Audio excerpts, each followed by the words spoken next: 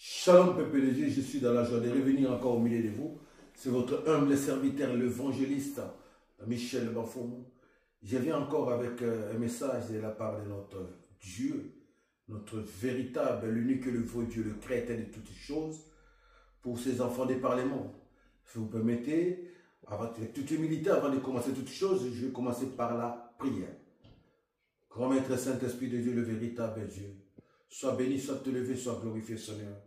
Merci pour cette opportunité, grâce, Seigneur, que tu m'as accordé ton serviteur, ton esclave, que je suis, Seigneur, de parler de ta part. Manifeste-toi puissamment au travers le message de ce jour. Père, 3 fois 7, déverse l'onction d'enseignement, déverse l'onction de prédication en ton serviteur, Seigneur. Touche les cœurs de tes enfants, illumine les yeux de leur cœur, partout et tout dans les parlements.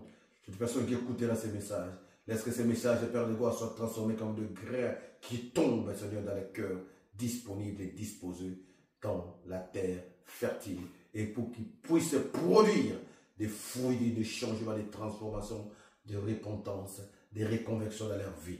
Béni soit ton nom, le roi, le véritable Dieu. Grand Maître Saint-Esprit de Dieu, manifeste-toi puissamment. Tout esprit qui ne confesse pas ta seigneurie, l'autorité de Christ, ton Fils unique, soit chassé dans ce lieu. Règne au milieu du début jusqu'à la fin. Règne au milieu du Père de gloire, embrase tout ce qui est chair, tout ce qui est divagation des pensées à mon être. Béni soit ton nom. Je ainsi prie au nom du Père, du Fils et du Saint-Esprit. Nous disons tous Amen. Prenons la Bible, nous allons lire la parole du Seigneur, nous aurons 2 versets. Nous allons lire Éphésiens. Épître de Paul aux Éphésiens, chapitre 3, versets 5 à 10. Et nous allons continuer, nous allons lire Colossiens. Épître de Paul aux Colossiens, chapitre 1, verset 26. Sans plus tarder, je lis la parole du Seigneur à Épître de Paul aux Éphésiens. Éphésiens chapitre 3, verset 5 à 10.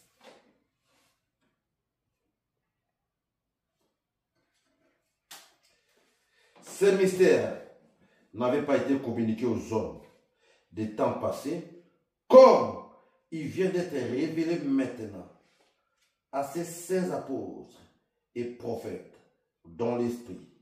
Les païens sont admis au même héritage, membres du même corps, bénéficiaires de mêmes promesses dans le Christ Jésus, par les moyens de l'évangile. Et de cet évangile, je suis devenu ministre par les dons de la grâce que Dieu m'a confiée en y déployant sa puissance. À moi, le moindre de tous les saints, a été confié cette grâce-là, d'annoncer aux païens l'insondable richesse de Christ et mettre en pleine lumière la dite ascension du ministère. Il a été tenu caché depuis les siècles en Dieu le créateur de toutes choses, pour les principautés, les puissances célestes et maintenant connaissance par les moyens de l'Église et de la sagesse infinie en ressources déployées par Dieu. Je continue. Colossiens chapitre 1, verset 26. Colossiens chapitre 1, verset 26.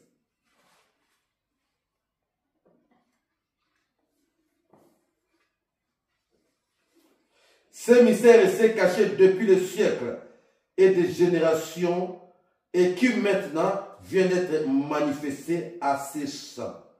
Parole du Seigneur. Est-ce que nous pouvons acclamer la parole du roi des rois? Bien-aimé, la parole du Seigneur est une richesse pour toutes les personnes qui la pratiquent, qui la méditent et qui la lisent. Et cette dernière, en continuant de méditer sur la parole, en continuant à marcher selon la parole de Dieu, obtient ce qu'on appelle le rachat de sa vie. Le Fils unique de Dieu, qui est le seul et unique lumière, qui éclaire ses enfants, toute personne qui suit son chemin verra sa vie éclairée à travers la lumière du Fils unique, puisqu'il est la lumière qui éclaire toutes choses ou ses enfants, qui éclaire toutes les ténèbres, mais qui éblouissait ses enfants, contrairement au diable, Satan le diable, qui est qui est un ange de fausse lumière. Sa lumière déçoit, sa lumière éblouit. Toute personne qui le suit, il est ébloui. Il l'amène dans le mauvais chemin. Notre message de ce jour a pour thème le mystère caché. Le mystère caché. Notre message de ce jour a pour thème le mystère caché.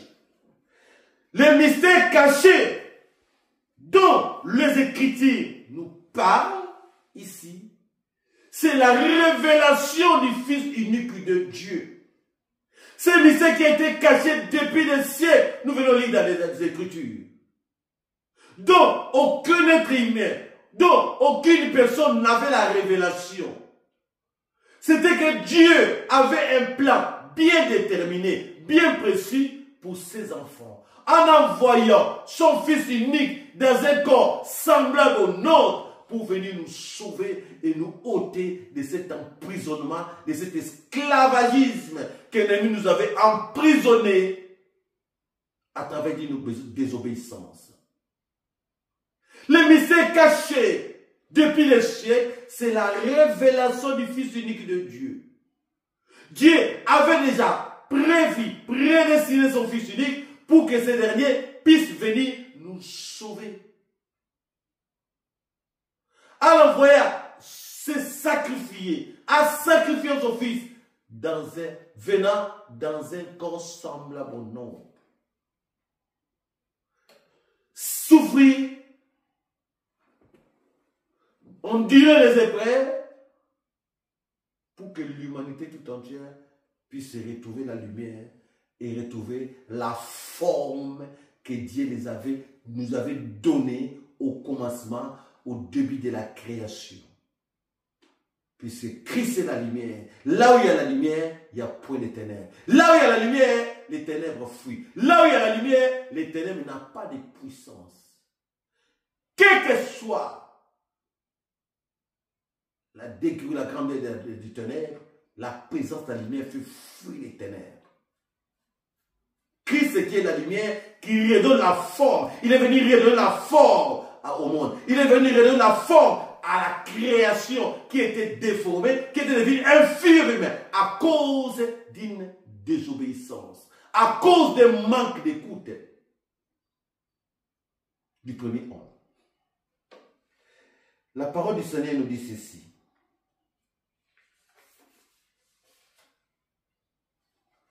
Tout a été créé par lui et pour lui seul. La parole du Seigneur nous dit ceci. Nous sommes là toujours dans l'épître de Paul aux Colossiens, chapitre 15, verset 20. Écoutez ce que la parole nous dit. Colossiens, chapitre 15. Colossiens, chapitre 1, verset 15 à 20, pardon. Il est l'image du Dieu invisible, premier-né de toute la création. Car c'est à lui qu'ont été créées toutes choses dans le ciel et sur la terre, les visibles et les invisibles, trône, seigneurie, principauté, puissance. Tout a été créé par lui et pour lui. Il est avant toute chose et tout subsiste en lui. Il est aussi la tête du corps, c'est-à-dire il est le prince, le premier-né d'entre les morts. Il fallait qu'il obtienne à tout la principauté, car Dieu se plut à faire habiter en lui toute plénitude. Et par lui, il a réconcilié tous les êtres pour lui, aussi bien sur la terre que dans le ciel, en faisant la paix par le sang de sa croix. Dieu a envoyé, voilà la révélation qui a été cachée. Dieu a envoyé son Fils unique pour réconcilier l'humanité avec lui. Car, bien aimé, ce que nous devons savoir, nous servons un Dieu qui aime l'obéissance.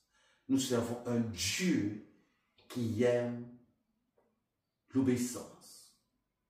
Car la parole de Dieu nous dit, L'obéissance vaut mieux que les sacrifices. Personne ne peut exister sans avoir les fils uniques en soi.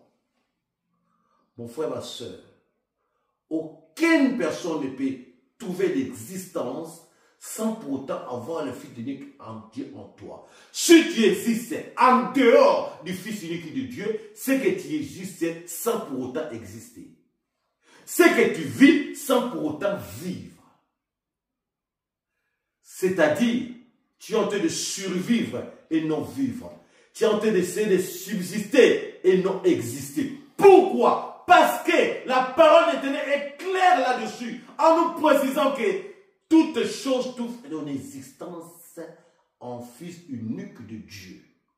Comment veux-tu exister sans le Fils unique de Dieu en toi? Il est le maître de toute la création. Il est le maître de l'existence. Christ, le Fils unique de Dieu, si tu l'acceptes, le seul Seigneur, le seul Sauveur, le seul Dieu dans ta vie, il te donnera l'existence. Parce que, bien aimé, écoutez, si nous allons très loin, le psalmiste, qu'est-ce que le psalmiste nous dit? Qu'est-ce que le psalmiste nous dit? Le malheur atteint souvent le juste, mais les ténèbres l'en délivrent toujours. Nous sommes dans le psaume chapitre 34, verset 19. Nous sommes 34, 19. Le malheur atteint souvent le juste. Bien aimé, il y a deux mots que j'ai retenus ici. Souvent et toujours. Des adverbes. L'autre, il a un adverbe de fréquence. Et un adverbe de fréquence, un adverbe de fréquence. Et l'autre, un adverbe de temps. Souvent, quelquefois, il y a des fois, quelquefois, parfois, dans des circonstances, mais souvent illimité, tandis que toujours n'est pas limité. Donc, ceux qui suivent Dieu, ceux qui ont accepté Christ dans leur vie, ceux qui ont accepté de vivre selon la révélation que Dieu nous avait cachée, qu'ils marchent selon cette révélation, vivent dans l'éternité, vivront, existeront maintenant et pour toujours. Pour l'infini. Nous servons un Dieu infini. Nous servons un Dieu qui n'hésite ni temps, mais qui a créé les temps pour limiter la création. Mais en réalité, il est en dehors du temps. Comment veux-tu exister? Comment veux-tu vivre sans la présence du Fils unique de Dieu en toi? C'est des adverbes. L'adverbe de fréquence, souvent. Il y a beaucoup, vous savez, il y a beaucoup de gens qui vivent, comme je disais tantôt, sans pour autant vivre. Beaucoup de gens qui existent sans pour autant exister. Tu vis, oui, mais tu dis, dans quelles circonstances vis-tu? Dans quelles circonstances vis-tu? Tu ne peux pas vivre sans Christ en toi. Pour bien vivre sur cette terre, pour vaincre, écoutez la parole de Dieu, nous venons de lire ici. Il est au-dessus de tout pouvoir, toute autorité, toute principauté. Pour vaincre l'ennemi, les diables, avec ces démons, tu dois avoir le Fils unique de Dieu en toi. C'est lui qui doit te donner l'existence. Et tu dois vivre d'éternité à l'éternité. Tu dois vivre pour toujours. Sans Christ, tu es en train de survivre. Tu es comparable à souvent. Tu vis dans le peut-être. Tu ne sais pas ton lendemain. Tu ne connais pas ton lendemain parce que tu n'as pas d'assurance. Or, le lendemain appartient à l'Éternel. Et à ses enfants qui ont le contrôle même du lendemain. On les appelle les enfants de toujours. Quelles que soient les circonstances qui peuvent arriver dans leur vie, tellement qu'ils vivent dans toujours, ils sont automatiquement délivrés. Ils ont automatiquement la victoire. Donc, en d'autres termes, le mystère caché, qui était caché, qui est Christ, si nous suivons Christ, le Fils unique de Dieu, si nous marchons selon sa volonté, si nous l'acceptons, nous le mettons en pratique, nous vivrons avec l'assurance. Donc, ce siècle est pour le siècle à venir. L'avenir est certain, sera certain pour nous maintenant et dans le siècle à venir, l'avenir continuera à être très certain pour nous. Parce que nous servons celui qui vit au siècle des siècles. Nous avons accepté celui qui vit au siècle des siècles. Mon frère, ma soeur, vivre avec Christ, c'est vivre pour toujours. C'est garantir ton éternité. C'est garantir ton avenir. Écoutez encore ce que la parole du Seigneur nous dit. Écoutez encore ce que la parole du Seigneur nous dit.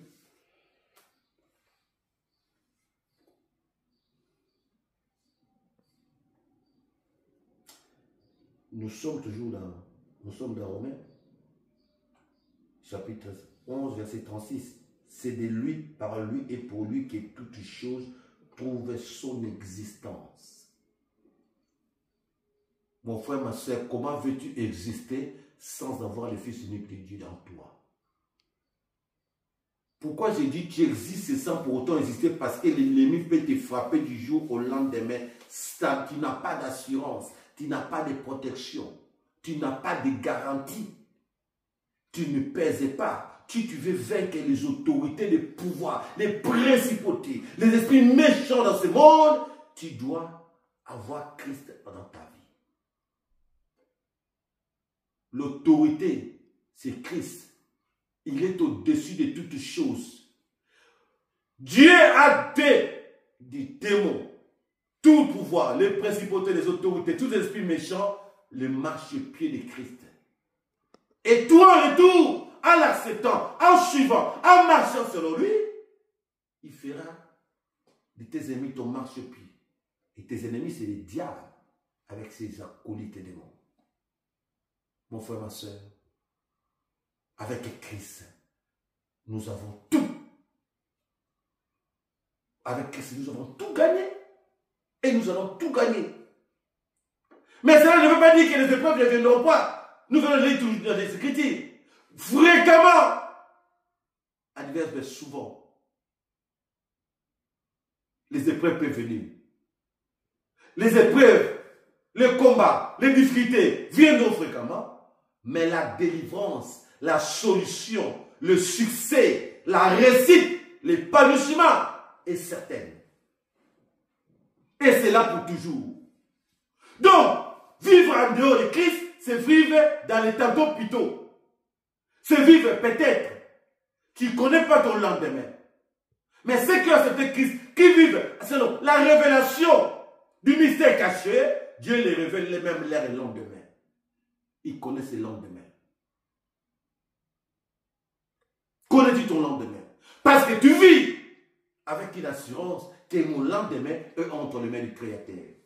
Et mon lendemain est entre les mains du Fils unique de Dieu, qui est Christ, le puissant ressuscité, le véritable Dieu, le mystère caché.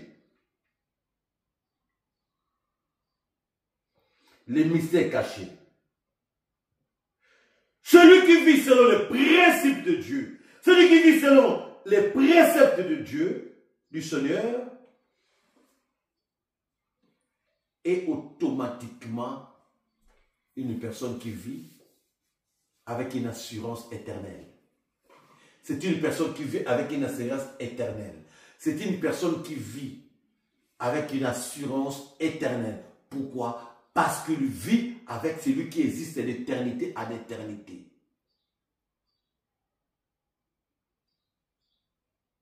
Vivre sans Christ, mon frère, ma soeur, ce n'est pas vivre. C'est comme si vivre sans pour autant vivre. Exister sans le Seigneur, c'est comme si exister sans pour autant exister. Tu es en train de survivre. Tenter de subsister et non exister. Survivre, subsister, au lieu d'exister et de vivre. Nous avons un Dieu qui est l'assurance pour ses enfants, qui est l'assurance pour toutes les personnes qui le suivent, qui est une assurance éternelle. Dans son épître au Colossiens chapitre 1 verset 27, l'apôtre Paul nous dit ceci: Christ en nous, c'est l'espérance de la gloire. Nous pouvons encore aller plus loin pour dire Christ en nous, c'est l'assurance éternelle. Parce qu'avec Christ, nous espérons à quelque chose que nous avons automatiquement acquis. L'assurance de l'avoir et de l'acquérir. Mais quand tu n'as pas Christ en toi, tu ne peux pas avoir cette assurance-là. Tu ne peux pas acquérir la vie ou l'éternité ou une assurance. Parce que tu vis selon l'ange des fausses lumières qu'on appelle le Satan, le diable. Qui te fait croire qu'il est la lumière, ou en réalité, il est une fausse lumière. Oh, son lumière éblouit et déçoit. Pourquoi? Sa lumière t'amène dans la destruction. Sa lumière t'amène à l'enfer.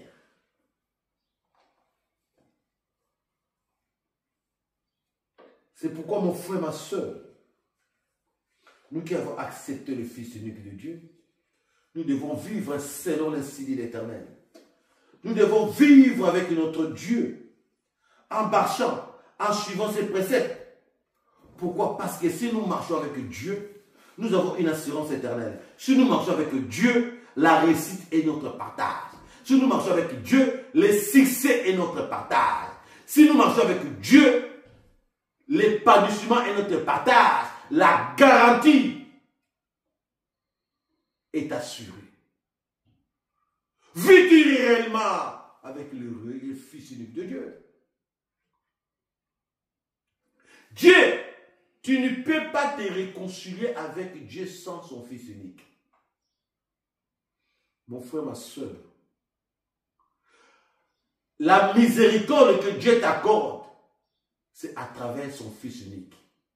À travers le geste, le sacrifice de son Fils unique. Tout ce que donc Dieu va te donner, c'est à travers son Fils unique. Parce qu'il c'est à cause et à travers de lui que nous sommes réconciliés avec notre Père céleste. Mais toi, tu veux suivre notre chemin. Donc, tu ne veux pas te réconcilier avec le Créateur. Comment peux-tu avoir une domination sur la créature, toutes les créatures, ou sur la création, sans pour autant suivre le chemin du Fils unique de Dieu?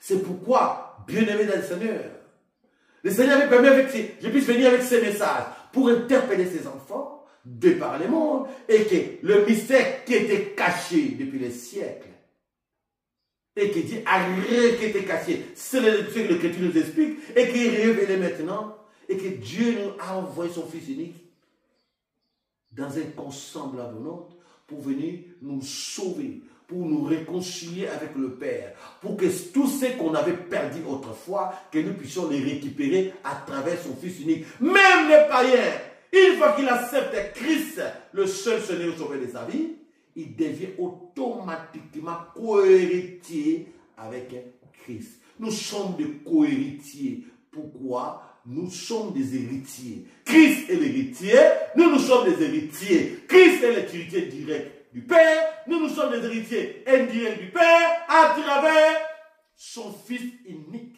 qu'on appelle Christ, le puissant, le seul, le maître, le véritable Dieu. Es-tu réellement co-héritier? Sans Christ, il n'y a pas d'héritage. Tu n'as aucun héritage. Et l'héritage, tu peux commencer à le consommer maintenant. Dans ces siècles, dans ce monde, même dans le monde à venir, ça continuera. Le succès, la victoire est certaine, sera ton partage. Si tu suis Christ, si tu acceptes le Fils unique de Dieu, si tu fais sa volonté, tu verras la gloire de Dieu dans ta vie. Que Dieu vous bénisse et bénisse sa parole.